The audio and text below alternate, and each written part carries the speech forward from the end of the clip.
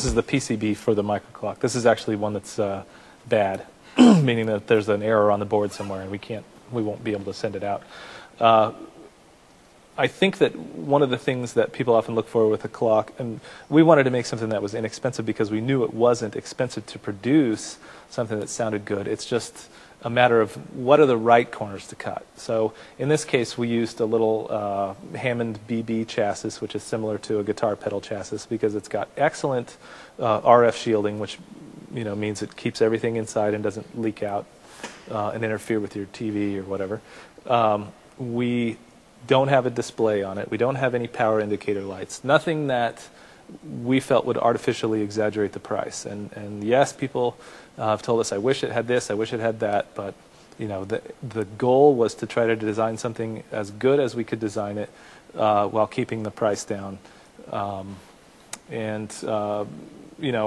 question has been posed, well, how do you, at that inexpensive of a price, how do you convince people that it's actually any good?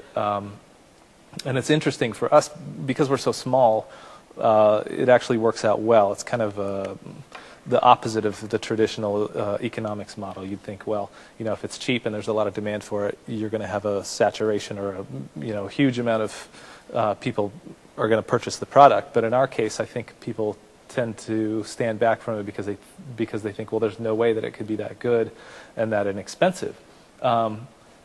And that works out well for us because we're so small we couldn't handle an enormous amount of demand. So the kind of people that tend to really appreciate what this product is capable of, we've found, are people that work in the industry for a living, typically use Pro Tools HD systems.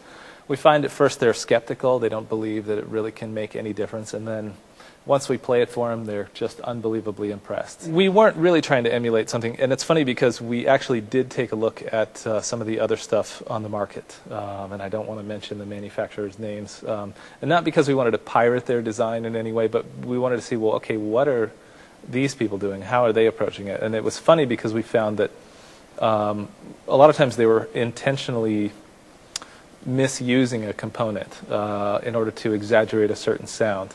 And that the amount of jitter that they had was so high that typically the high frequencies, the mid-range would sound really nice, but then the high frequencies would be extremely collapsed. And what we wanted to do was just to give the richest, smoothest sound that we possibly could.